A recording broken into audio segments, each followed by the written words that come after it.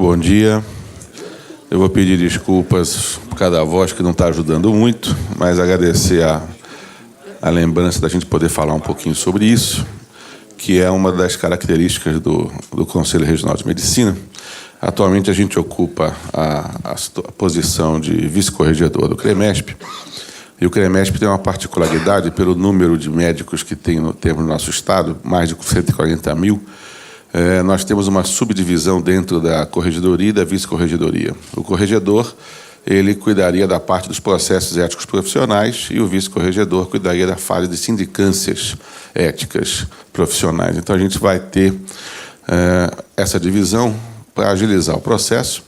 E, como a gente vai falar de penalidade, a penalidade não existe se antes não começar toda uma apuração através de uma sindicância. Tudo isso é regulamentado pela Lei 3.268/57, que estabelece quais são as prerrogativas e competências dos conselhos federais e regionais de medicina. E, dentro dessas prerrogativas, a gente tem lá a supervisão ética, julgar e disciplinar a classe médica e zelar pelo perfeito desempenho ético da medicina. Então, na verdade, a gente tem que lembrar que o Conselho Regional de Medicina ele está no dever de proteger o exercício ético da medicina e, principalmente, proteger a sociedade para que essa sociedade tenha o melhor desempenho ético por parte dos seus representados, que são os médicos, no caso do CREMESP do Estado de São Paulo. A gente vai pular algumas coisas porque não adianta a gente ficar vendo legislação e deixar a apresentação mais enfadonha. Mas a gente tem que lembrar que toda entidade que tenha como obrigação fiscalizar, punir e avaliar a parte profissional do médico, ela tem uma obrigação precípua, que é a parte de educação. Então, ela tem que promover, por todos os meios, o perfeito desempenho da medicina, mas, principalmente, promover a educação médica. Então, nós temos que, como conselho, executar a nossa função de, antes de punir, educar. E a gente educa através dessas apresentações, onde nós trazemos o que é feito pelo Conselho, quais são os princípios do Conselho, as orientações de procedimentos dentro das diversas áreas da medicina, principalmente da publicidade médica, da prescrição ética de medicamentos. Então, a gente está fazendo a orientação. Agora, quando, infelizmente, apesar das orientações, o médico não segue, aí existem as penalidades e o Conselho não pode se furtar, porque seria prevaricar de sua obrigação. E cabe exclusivamente ao Conselho Regional, através dos seus representantes eleitos, fazer essa avaliação no seu estado. E nós temos que lembrar que essa avaliação é da parte ética, porque o médico ele também vai responder, pode responder criminal, civil, administrativo funcional, em caso de serviços públicos, por exemplo, mas a gente vai se estabelecer justamente na parte administrativo ético profissional. É um processo administrativo, não é um processo criminal nem civil, não prende ninguém, não promove a indenização, mas tem um peso muito grande. O que nós não podemos esquecer é que todas essas instâncias são instâncias decisórias, têm suas sentenças, mas são instâncias independentes. Não é porque foi condenado no criminal que obrigatoriamente vai ser condenado no ético. Não é porque foi condenado no ético que obrigatoriamente vai ser condenado no criminal. Mas existem interfaces e essas interfaces vão ter que ser analisadas. Para a gente começar a pensar em penalidade, a gente pensa em sindicância. Houve uma denúncia. E essas sindicâncias são regulamentadas e regidas pelo Código de Processo Ético Profissional, através da Resolução 2145 de 2016, que começou a vigorar em janeiro de 2017, porque ela foi publicada no Diário Oficial em outubro de 2016. Então, a sindicância e o processo ético profissional, nos conselhos regionais e no Conselho Federal, serão regidos por esse código. A única alteração que teve foi justamente isso daqui, essa alteração do artigo 1º pela outra resolução, porque ela fala que vai tramitar em sigilo processual. Então, tanto as sindicâncias quanto os processos éticos profissionais tramitam em sigilo. Ninguém que não seja quem está envolvido na sindicância pode ter acesso a isso. Não existe, como no processo criminal ou no civil, teoricamente, todos os processos criminais e cíveis são públicos. Eles passam a ser sigilosos a partir de uma petição feita para que corra em sigilo de justiça. No processo ético profissional, não. Tudo, a partir da sindicância, já é sigiloso. A gente vai pular isso daqui porque a gente estabelece a competência, né? A competência do CRM em apurar tudo isso. O processo de julgamento das infrações previstas no Código de Ética Médica não estão vinculados. Então, a gente não está falando o que a gente acha, a gente está falando o que está descrito no artigo 5º dessa resolução, que não está vinculado uma coisa à outra. Existem interfaces, mas não uma vinculação objetiva. Para você instalar uma sindicância, quer dizer, como é que começa esse processo todo? Como é que essa sindicância aparece? Ela aparece através de uma denúncia, então ela pode ser uma denúncia verbal ou escrita, e se ela for verbal, ela tem que ser transcrita. Então, o que acontece? Ou o próprio CRM abre esta portaria, então abre uma sindicância através de portaria, se existe um caso público, existe um caso divulgado na mídia, então o hospital tal, aconteceu isso, morreu a pessoa, está no jornal, eu posso, como vice-corregedor, instruir uma portaria para que seja instaurada uma sindicância para apurar isso daí que já está na mídia, sem qualquer outra denúncia. Eu considero que a mídia já é uma denúncia suficiente.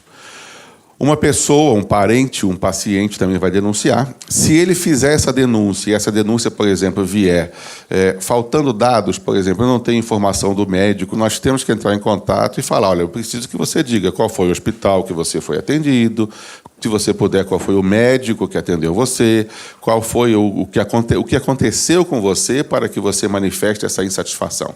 É um direito do usuário fazer essa denúncia. E todas as denúncias são transformadas em sindicâncias. Eu não posso, como vice-corregedor, falar, não, essa denúncia não é uma denúncia interessante, essa eu não vou nem considerar. Não existe isso. Todas as denúncias são acatadas, são instauradas sindicâncias, e as sindicâncias vão ser apuradas para aí sim avaliar se existe ou não fundamento ou indício para que isso, no futuro, seja um processo ético profissional. Todas as sindicâncias são instauradas a partir dessas denúncias. Nenhuma denúncia é relegada. Isso é o que a gente já falou da denúncia verbal, que tem que ser muito bem fundamentada. Pode haver denúncia também de órgãos fiscalizadores, como, por exemplo, a Vigilância Sanitária, outros conselhos profissionais. Por exemplo, o Corém está fazendo uma fiscalização e identifica algo que pode ser uma infração ética, denuncia para que o Conselho Regional de Medicina apure. Por quê? Porque o Corém atua sobre a enfermagem. Se ele identifica alguma coisa que pode ter um indício de infração, mas é por parte de médico, então, de ofício, ele tem que comunicar ao Conselho Regional de Medicina para que o Conselho Regional de Medicina apure isso no âmbito da sua competência. A Justiça, pode haver um boletim de ocorrência, um processo criminal ou cível tramitando, e a Justiça pode, através da Procuradoria, através do Ministério Público, através da Justiça, através do delegado, encaminhar o CREMESP para que faça também uma apuração junto da parte ética, junto da parte criminal. Pode vir também através do próprio hospital, através da Comissão de Ética Médica, que ficou sabendo de algo que aconteceu, ou a Comissão de Revisão de Prontuários, ou a Comissão de Revisão de Óbitos, e aí foi instaurada, através da Comissão de Ética Médica do hospital, para que o CRM apurasse. A Comissão de Ética Médica é um braço do CRM dentro dos hospitais, mas existem limitações para a apuração da Comissão de Ética Médica. Até certo ponto ela pode ir, daí para frente ela tem que encaminhar para que o Conselho Regional de Medicina faça a apuração. Lembrando que nunca a denúncia vai ser anônima, aceita. A denúncia tem que ser identificada, tem que ser muito bem identificada, além de substanciada. Depois que fizemos isso, já falamos sobre isso, a gente tem que lembrar que existe um relatório, uma sindicância vai ser instaurada. No estado de São Paulo, pela característica que nós temos de mais de 140 mil médicos, é impossível, seria impossível, não, é impossível que 40 conselheiros mais 2 indicados possam fazer a sindicância desses mais de 140 mil médicos, porque o número é grande, como eu vou mostrar no final. Só para ter uma ideia, em 2016, nós finalizamos, 31 de dezembro de 2016, com 4.190 sindicâncias em andamento. Seria aproximadamente quase 1.000 sindicâncias para ser um pouquinho menos para cada conselheiro, que não daria conta de apurar nada disso. Quando essas sindicâncias são instauradas, nós estabelecemos um procedimento que, através da denúncia identificada, essa instrução é feita por um delegado que é supervisionado pelo conselheiro. Existem as várias delegacias, tanto da região metropolitana da capital como do interior. Essas delegacias são supervisionadas e suportadas por conselheiros, que são responsáveis por esses delegados, para dar todo o subsídio, todo o apoio técnico e ético sobre isso, para que haja essa apuração pelo delegado. Após o prazo vigente, que hoje, de acordo com o novo CPEP, a Resolução 2145, a sindicância tem que ser apurada em 180 dias. Após esse prazo, a apuração dessa sindicância vai ser apresentada numa Câmara de Sindicância. Nós temos uma resolução que estabelece, que é a Resolução 303 de 2017, que estabelece como é o procedimento de uma Câmara de Sindicância, como é que tem que ser todo o processo apuratório. E, na Câmara de Sindicância, este delegado que fez a instrução dessa sindicância, ele tem uma convicção. Essa convicção ele vai ter que apresentar e fundamentar com a leitura total desse relatório dessa sindicância para esta Câmara, que é composta, no mínimo, por 2 conselheiros e 4 ou, no máximo, 5 delegados. Então, você tem essa Câmara de Sindicância. Por que você tem, no mínimo, 4 e, no máximo, 5? Porque, se você tem, no máximo, 5 delegados, você vai ter 10 sindicâncias apresentadas. Se você tiver mais do que isso, você pode perder em qualidade. Então, uma Câmara de Sindicância demora de 2 a 3 horas, normalmente, porque você tem que discutir os casos. Então, esse delegado sindicante que fez essa instrução dessa sindicância, ele vai apresentar fundamentando aquele relatório e fundamentando o que ele entende ser o parecer mais adequado para aquele procedimento na sindicância. Se vai arquivar, se vai propor que haja uma conciliação, se vai propor que seja aberto um termo de ajustamento de conduta, se vai propor que seja aberto um procedimento administrativo ou se vai propor que existem indícios de infração ética que deve ser aberto um processo ético profissional. Nesta Câmara de Sindicância, isso vai ter que ser discutido, sindicância a sindicância. Se não houver nenhuma dúvida, parte-se para a votação da proposta desse delegado sindicante. Se essa proposta for aceita, aquele parecer vigora. Se houver divergência, essa divergência tem que ser apresentada, fundamentada na mesma Câmara e votada. E aí vamos ver o que vai acontecer. E se houver uma condição em que, mesmo com a divergência e com essa votação, não haja uma decisão, haja um impasse, então essa sindicância vai ter que ser defendida na reunião plenária dos conselheiros do CRM. Na fase de processo, as coisas complicam um pouco mais. Na fase de processo, a gente falou que, diante da quantidade de médicos em São Paulo e da quantidade de sindicâncias em andamento que a gente citou, 4.190 em dezembro de 2016, os delegados fazem a parte de instrução da sindicância e a Câmara de Sindicância, composta por, no mínimo, 4 e, no máximo, 5 delegados e 2 conselheiros, faz essa avaliação. Na parte de processo não pode ser assim. Na fase de processo, a instrução é exclusivamente feita por conselheiros. Cada conselheiro instrui aproximadamente, no estado de São Paulo, de 30 a 35 processos. Nós somos 42 conselheiros, 40 votados, 2 indicados pela PM. Então, cada conselheiro desse está com pelo menos 30 processos em instrução, alguns com um pouquinho mais. Então, foi instaurado esse processo ético profissional.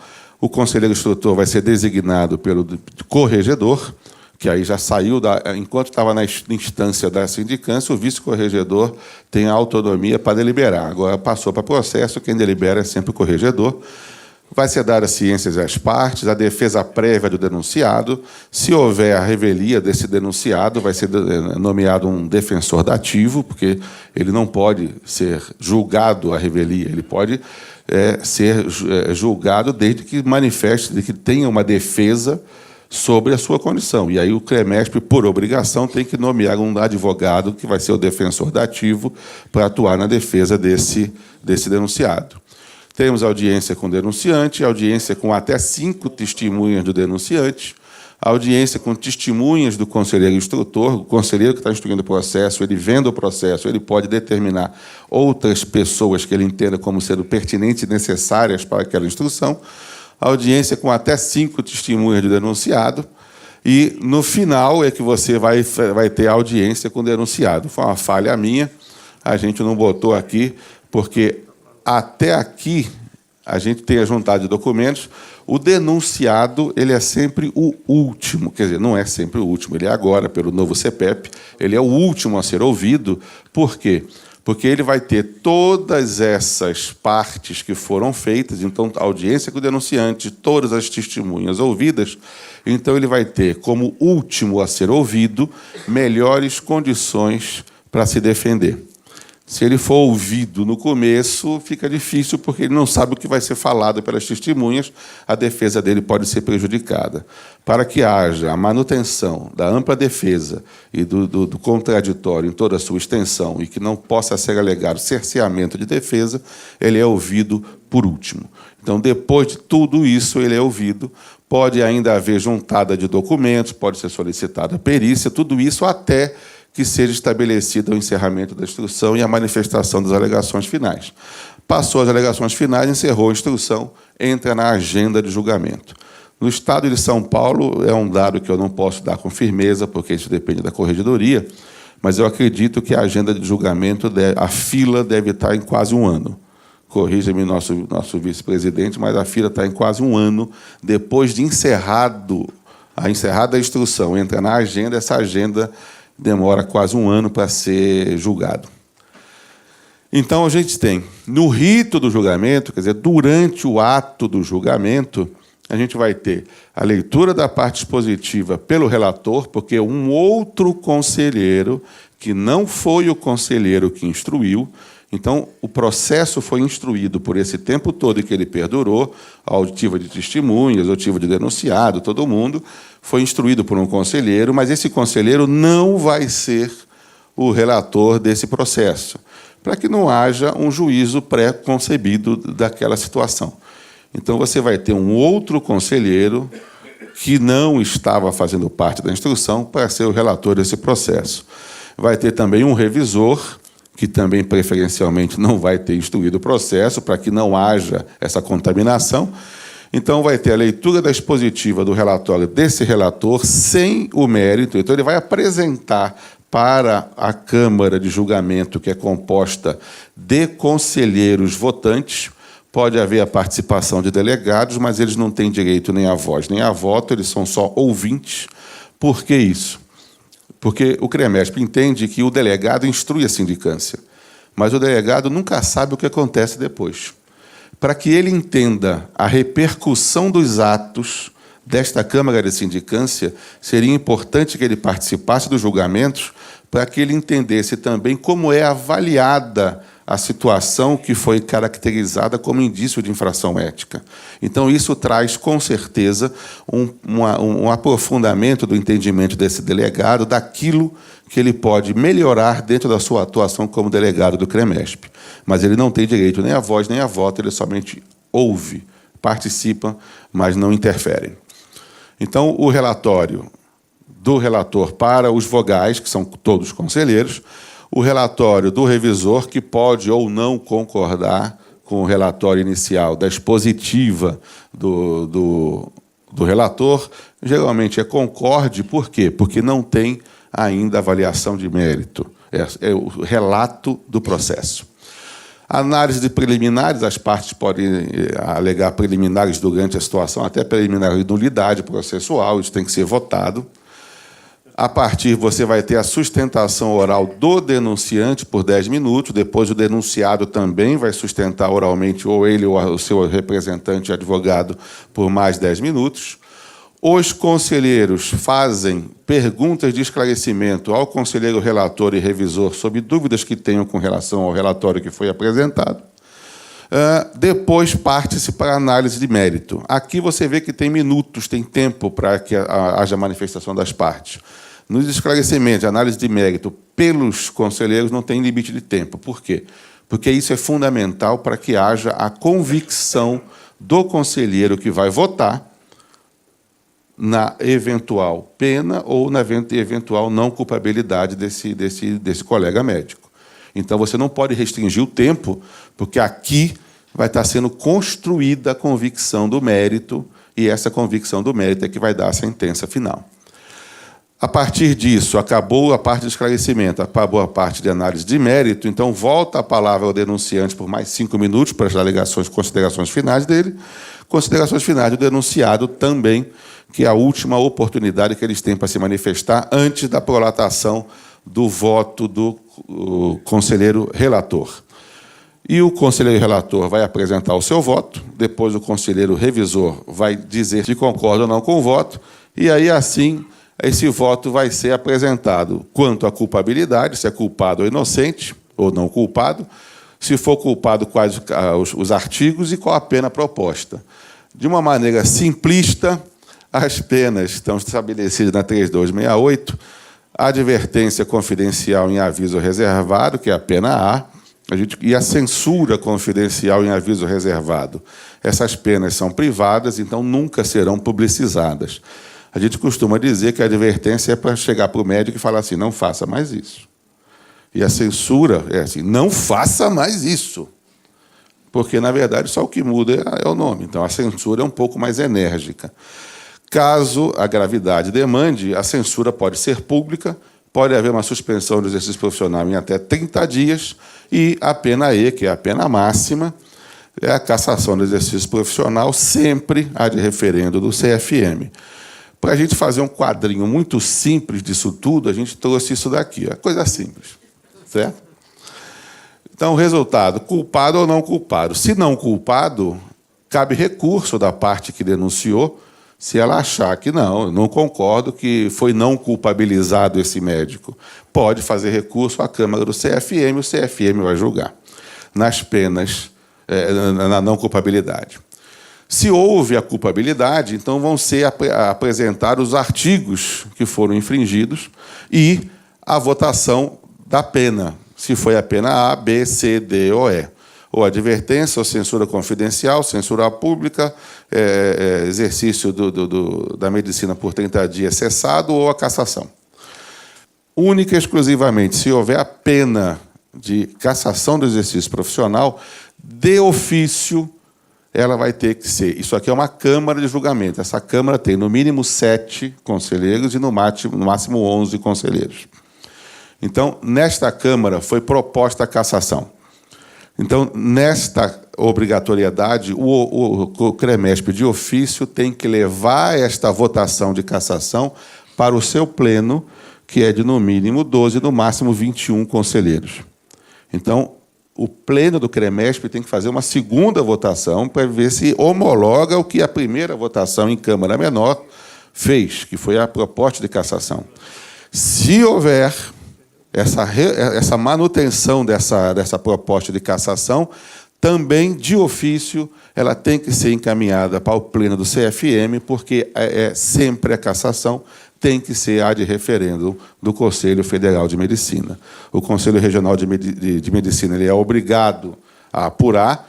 Se em Câmara Menor propôs a cassação, em Câmara Maior, no plenário, vai ter que homologar essa cassação e, de ofício, tem que ser a de referendo do Conselho Federal de Medicina. Só para vocês terem uma ideia,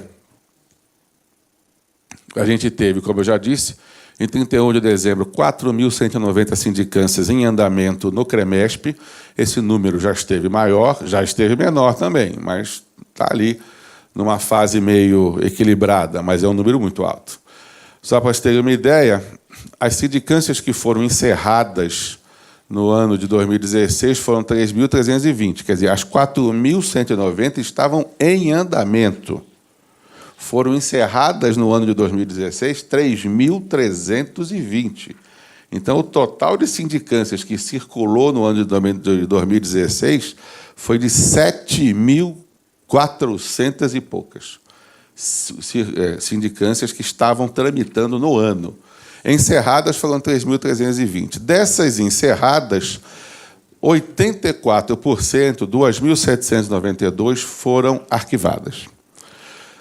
14%, ou seja, 468, viraram processo ético profissional. Então, 14% de tudo que entrou foi considerado que havia indício de infração e foi aberto processo ético profissional.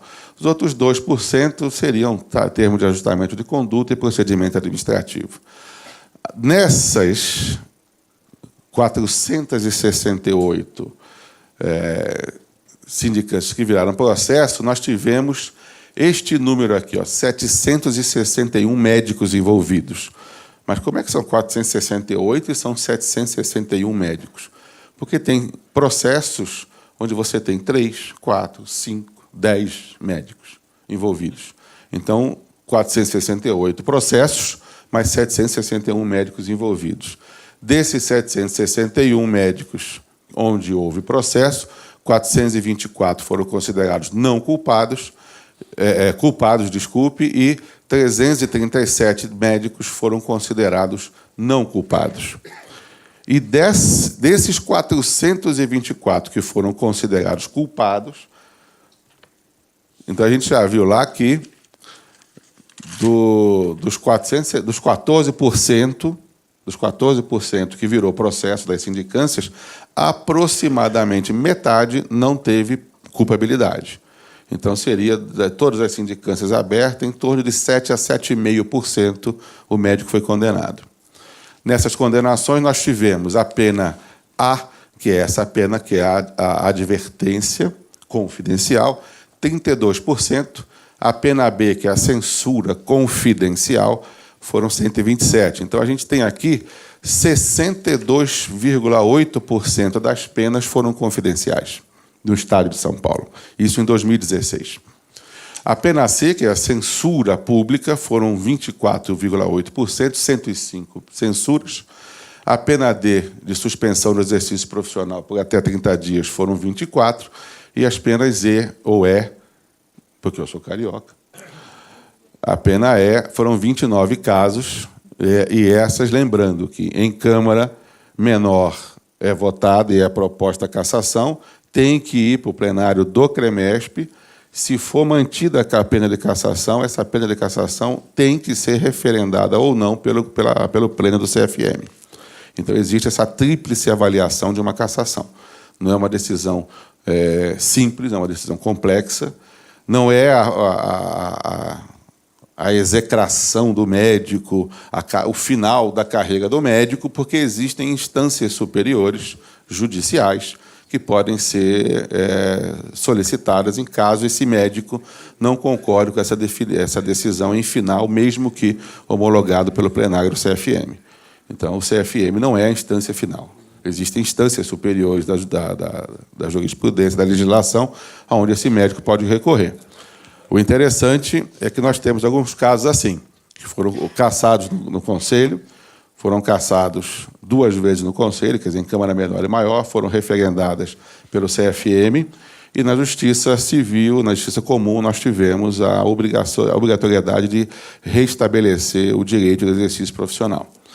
É uma pena que, às vezes, essa opinião altamente técnica dos Conselhos Regional e do Conselho Federal seja deixada em segundo plano, porque, ao final, quem sofre não é o médico, não é o conselheiro, é a sociedade. Então, é o que a gente pensa que é um trabalho árduo dos conselhos regionais e do Conselho Federal, sempre na defesa da sociedade, e esse trabalho tem que ser levado em consideração, principalmente pelas instâncias legais superiores. Não é um trabalho que é feito de afogadilho, é um trabalho técnico, é um trabalho extremamente demorado e deve ser um pouco mais ponderado nas decisões finais das instâncias legais superiores. Lembrando que isso sempre é o efeito daqueles que não seguem os princípios éticos estabelecidos no Código de Ética Médica e nas resoluções emanadas do Conselho Federal de Medicina e dos Conselhos Regionais. Essa é sempre a pior parte da atuação do conselheiro. Obrigado.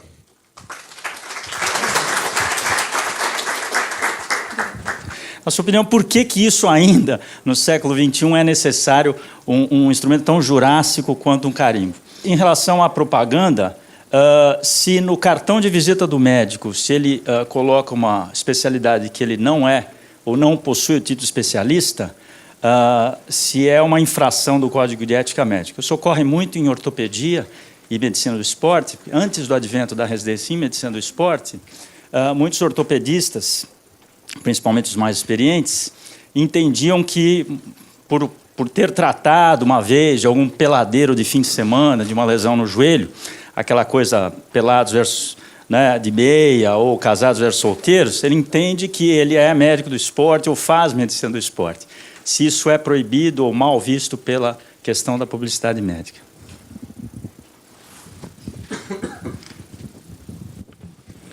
Não, você colocou muito bem, quer dizer, é o maldito carimbo. Eu vou te falar, rapaz, como é que é isso aí culturalmente. Eu contei um caso aqui de um jovem com termogênico e vodka que fez uma fibrilação atrial, aí internou no hospital distante, num lugar que eu nem estou gostando mais de ir, porque virou uma zona de risco, lá no Rio de Janeiro. Bom, aí fui lá para ver o jovem, na unidade coronária. Aí você tem um estacionamento embaixo, que fica distante, o hospital na subida, e tem lá em cima que é para médicos. Está lá escrito uma placa assim, médicos. Eu entrei. Aí o cara me deu o papelzinho, o cara da cabine. Quando o senhor, por favor, depois bota o carimbo no seu coisa. Aí também, eu não estou com carimbo no bolso, eu não levei o carimbo. Aí vim embora, sem o carimbo, entreguei para ele, na saída. Aí ele, mas cadê o carimbo? Eu falei, eu não tenho carimbo. Eu tenho minha carteira, para lhe mostrar. E se você não deixar eu sair, eu vou passar por cima da cancela. Então, já vou te avisando desde já, e não vou botar carimbo. Não sou obrigado a botar carimbo nem na minha receita. Imagina eu vou botar o carimbo num pedaço de papel teu aí. Mas é uma cultura, realmente, eu acho que isso aí passaria pelos conselhos, pelo chamamento desses diretores técnicos da saúde suplementar, para fazer uma grande reunião, porque eu sofri 2 vezes, rapaz. Eu fui num local que era para fazer um exame, no mesmo evento, fazer um exame de sangue, não tinha carimbo. O colega tem maneira, ele não bota o carimbo, mas está no papel do convênio, estava no papel da folha do convênio, com o número dele, direitinho. Lá também não quiseram aceitar. Eu criei caso, era para fazer exame de sangue. Depois foi no outro para fazer a ultrassom, também a mesma coisa. Então, lamentavelmente, acontece isso. É a coisa mais fácil, você colocou. Qualquer um vai na esquina ali e faz um carimbo. Os conselhos não conseguiram. Lá no Rio, nós tentamos ver se arrumava um meio para tentar ver como é que fazia esse carimbo, quem podia fazer, para não ter essa fraude. Porque tem uma fraude. Eu sou responsável pelo registro médico, pessoa física. E o que mais aparece lá, não é brincadeira não, semanalmente, devem saber disso, um bolo assim de atestado médico falso, com carimbo, entendeu? Então, é lamentável, mas não tem, isso ainda não vi solução para isso. Bom, a parte de carimbo já foi bem respondida, agora existem outras instâncias, por exemplo, a vigilância, o próprio Ministério lançou a lei da farmácia popular, onde você é obrigado a ter o carimbo, uma série de coisas, que são discussões que nós podemos entrar e dizer, olha, nós, médicos e o Conselho, dizemos que não precisa disso, porque você pode comprar um carimbo até na Praça da Sé. Aliás, compra vários na Praça da Sé, né? Então, isso aí é tapar o sol com a peneira. Mas são outras instâncias. Infelizmente, claro que nós podemos discutir, fazer tudo isso, mas são outras instâncias que estão convencidas que isso pode trazer uma certa segurança que é falsa. Tá? Agora, te respondendo, o cartão, né, de quem anuncia, o que a gente tem feito? É o que o Dr. Grimaldi falou do aspecto pedagógico. É claro que isso, vamos dizer, isso é inicialmente encarado como um aspecto de infração de pequena monta. E muitos, né, podem estar fazendo isso e colocando ali alguma coisa que, porventura, não corresponde ao que ele tem de registro, essas coisas todas. Não estou falando dos maus que aí nós chegamos lá.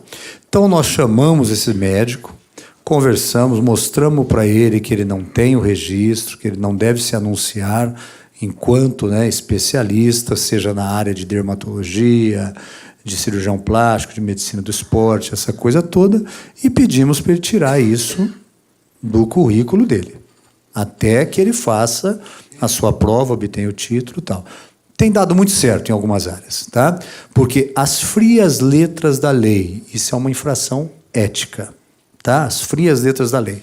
Mas como é uma coisa que passou a vigorar no Código de Ética Médica, artigo 115 ou 118, se eu não me engano, de 2010 para cá, então nós estamos dando essa, né, orientação e tem surtido bastante efeito, viu? Mas o Conselho não deixa passar, não. O Conselho vê, verifica, está anunciando o que não é. Opa, olha, pede para vir registrar. Ah, o senhor não tem? Não, não tem. Tudo bem, então o senhor retira. Nós não vamos lhe processar ainda, tá bom? A não ser que haja uma denúncia de alguém e tal, vamos levar adiante. Senão é nós que pegamos numa busca ativa, nós não vamos lhe processar, não vamos, né, abrir nada disso. O senhor retire toda a documentação, material que o senhor se anunciou, algo que o senhor não é, e vai procurar fazer o exame, o título e tal, e aí o senhor traz aqui, registra e pode continuar.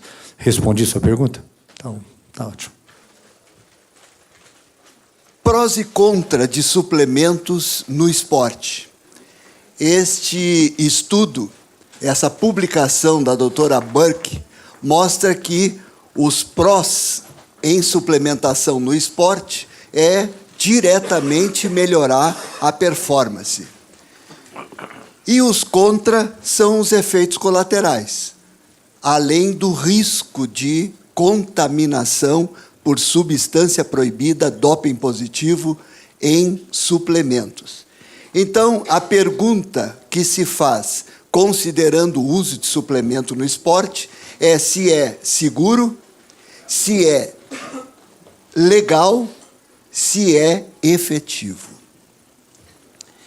Então, a própria Anvisa, que registra os tais suplementos no esporte, define suplemento como produtos especialmente formulados para auxiliá-los a suprir suas necessidades nutricionais adicionais com objetivo de rendimento. Esses produtos visam complementar a alimentação do atleta e não devem ser utilizados como substituto de refeições ou única fonte alimentar. Então, eu trouxe aí duas instituições que classificam por nível de evidência a ação ergogênica de suplemento no esporte. O American College of Sports Medicine, com a publicação atual 2016 de suplementos no esporte, e o Instituto Australiano de Esporte. Então, começando apresentando alguns suplementos, uso e abuso, começamos pelo sport drink, ou seja, a bebida esportiva, que ninguém tem dúvida que é necessário para um atleta, tanto de modalidade de esporte intermitente como endurance. Então, aqui está exercício e hidratação, a recomendação oficial de usar fluidos e sódios em quantidades antes, 2 a 4 horas antes da sessão de treino, durante e depois. Depende, obviamente, as variações do estresse térmico, mas o objetivo é limitar a perda desses líquidos em menos de 2% do peso corporal. Então, o risco que traz para o atleta é a hiperidratação. É ele consumir mais do que o necessário e chegar depois de uma sessão, principalmente de endurance, pesando mais, ou seja, a chamada intoxicação pela água. Ora, sport drinks tem essa concentração de carboidrato por litro e tem esta quantidade de sódio por litro. Qual é o uso desse suplemento? Prevenir a hipoidratação, desidratação pela repressão da água, ou seja, repor, restaurar o que está sendo perdido. E o abuso? O abuso pode levar à hiponatremia, com esta concentração de menos de 135 miliequivalentes por litro, ou a hiponatremia severa, que aí é uma hospitalização para recuperar esse atleta, porque pode chegar ao edema cerebral. E eu chamo a atenção disso aqui. A taxa de sudorese de um atleta, ele pode ultrapassar 2 gramas de sódio por litro de suor. Ou seja, essa concentração de sódio da bebida esportiva, na grande maioria, vai se constituir em hipotônico e não isotônico, como eles são considerados. Por isso, pode ele abusar do volume líquido e chegar à hiponatremia. Proteínas. Ninguém tem dúvida da recomendação de proteína, assim como o Sport Drink é considerado produtos, alimentos, suplementos da primeira categoria, ou seja, primeiro grupo desses guidelines que eu acabei de mostrar para vocês, que quer dizer a maior evidência de ação ergogênica. Proteína, ela tem a seguinte implicação para o músculo.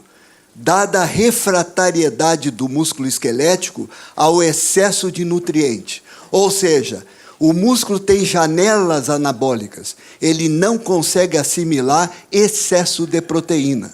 Ele se fecha e se abre. Por isso, cada vez que ele se abre, ele pega outra alíquota de proteína. É chamada janela anabólica. Então, a melhor estratégia é usar essas alíquotas de 20 gramas de proteína, que equivale a mais ou menos 10 gramas de aminoácidos essenciais, com mais frequência, ou seja, buscando essas tais janelas, que não é bem claro que tempo é esse, se é cada 3 horas, 4, 5. Então, proteínas. O mais usado, a proteína do soro do leite. Qual é o uso? Repressão, restauração da proteína muscular pós-exercício. Não pode se exagerar, porque vai fora. É 20 a 30 gramas, pode ser usado até de 4 em 4 horas. E o abuso, quando mais de 30 gramas pós-exercício, ou mais de 30 gramas de 4 em 4 horas, pode haver diminuição do apetite do atleta, aumento da excreção, coloca fora uma proteína cara, e se for absorvida, aumenta a oxidação, também colocando fora a proteína. E é questionável se o excesso dessa proteína possa causar calciúria, osteoporose, sobrecarga hepática ou renal. Outro suplemento, também do primeiro grupo, com evidência de ação ergogênica, é o bicarbonato de sódio. Não se tem dúvida que a acidose e laxidemia melhora a performance. Claro, com um certo limite de produção, mas melhora o estímulo ventilatório do atleta, aumenta o fluxo sanguíneo muscular, o feedback aferente para o sistema nervoso central, liberação de oxigênio na hemoglobina e aumento da absorção por outras células como combustível metabólico. Então, a produção de lactato é positiva para o músculo.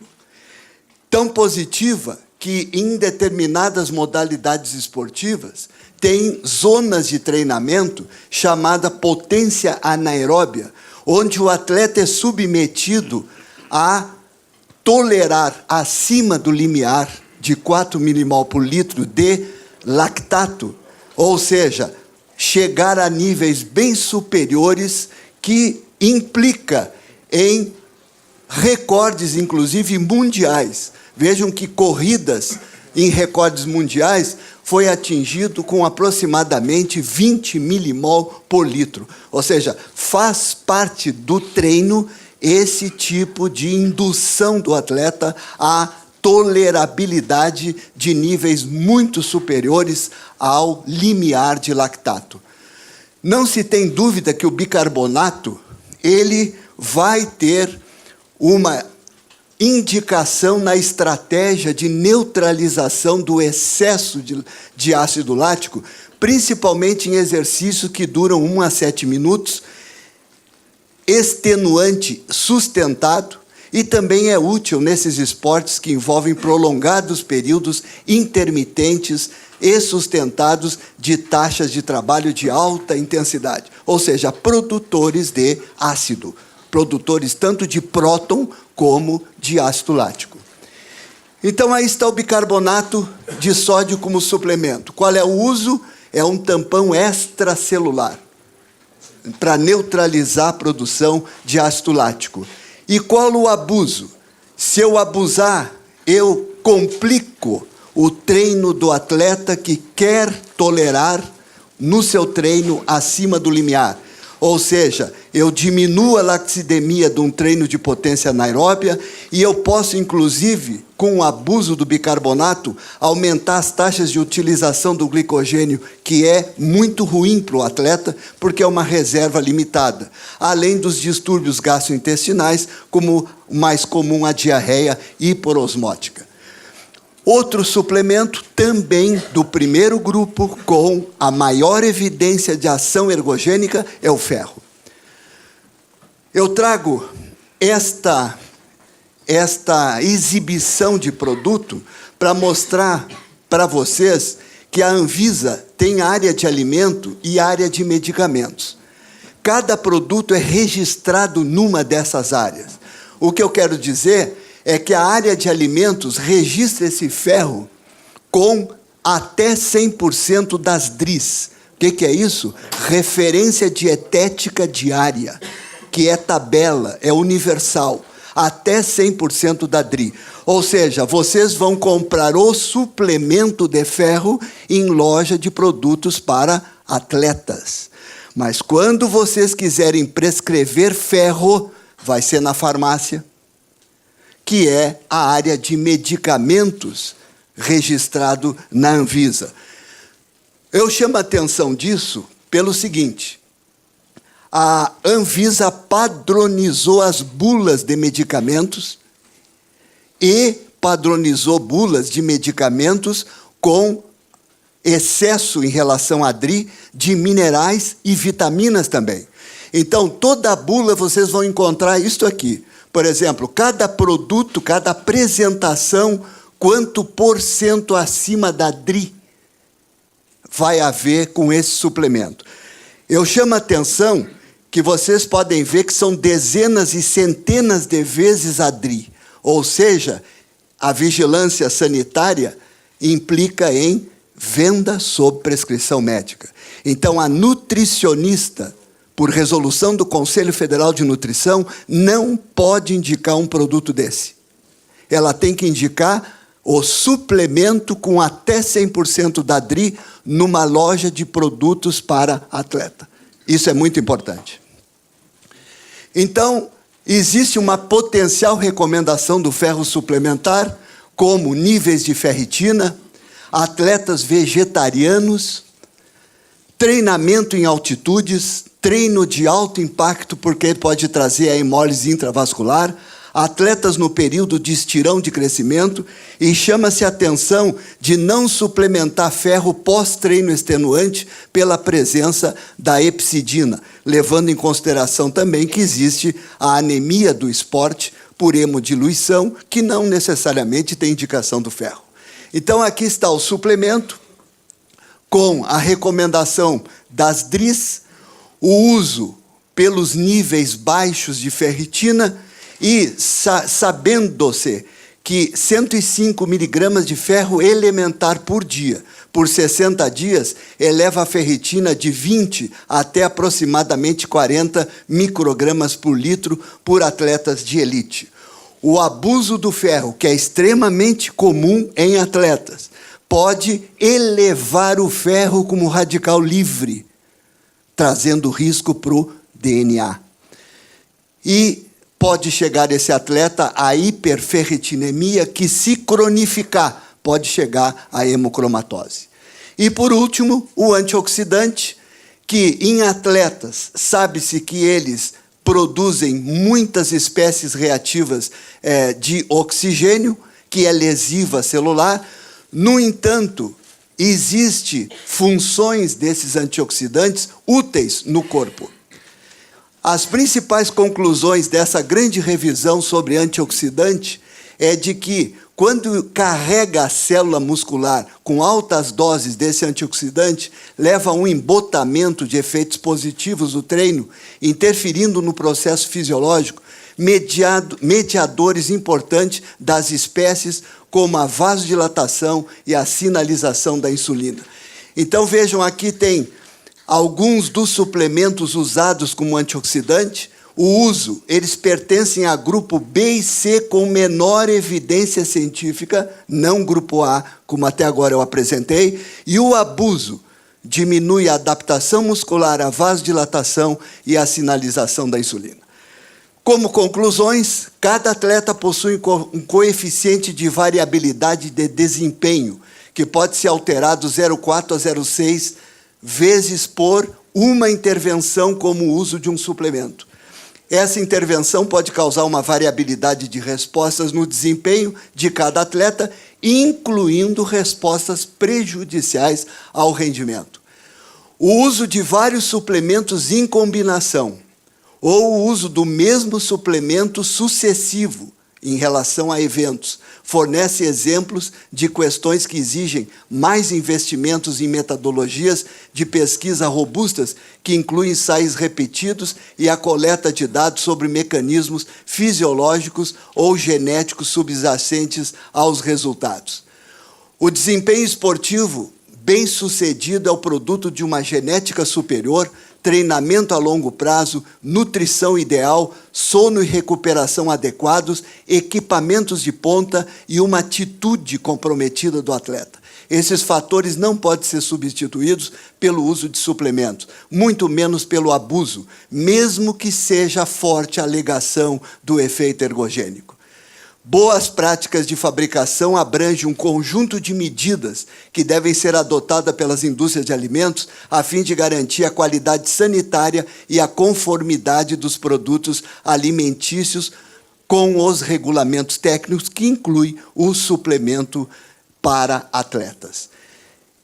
Este é o que já está passando, um curso que eu informo, aproveitando a oportunidade, do Centro de Estudo 9 de Julho, que tem o apoio de 2 sociedades médicas, Medicina do Esporte e Patologia Clínica, com professores convidados destas 2 instituições. Aqueles que se interessarem obter informações com esse telefone e esse e-mail do Centro de Estudos. Muito obrigado pela atenção.